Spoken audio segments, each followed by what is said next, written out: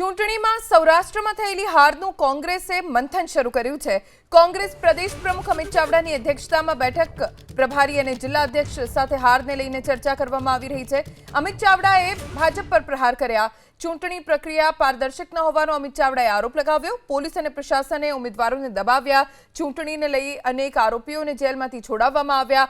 રાજકોટ શહેર બાદ બોટાદ જિલ્લામાં હારની સમીક્ષા કરવામાં આવશે। અમિત ચાવડાએ કહ્યું કે જવાબદાર વિપક્ષ તરીકે જનતા, ખેડૂતો, યુવાનોનો અવાજ ઉઠાવીશું। રાજકોટ મનપામાં કોંગ્રેસને મળી છે માત્ર 7 બેઠક। રાજકોટ જિલ્લામાં કોંગ્રેસે માત્ર 2 બેઠક મળી છે।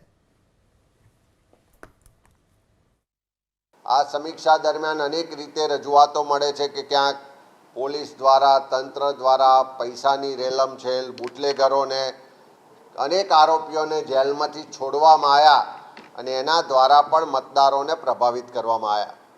સાથે સાથે ક્યાંક ઉમેદવારની પસંદગીની પ્રક્રિયામાં, ક્યાંક કોઈ સંગઠનની જે કામગીરીની પ્રક્રિયામાં કે બીજી પણ જ્યાં નાની મોટી ક્ષતિઓ રહી, ચૂક રહી, એની પણ માહિતી લઈ રહ્યા છે।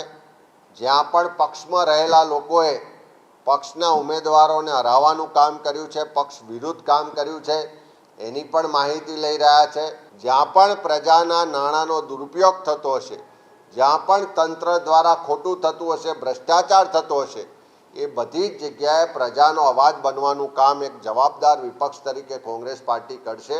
આવનારા દિવસોમાં આખા સૌરાષ્ટ્રમાં જે ખેડૂતોના પ્રશ્નો છે એના માટે મૂવમેન્ટની શરૂઆત કરવા જઈ રહ્યા છે।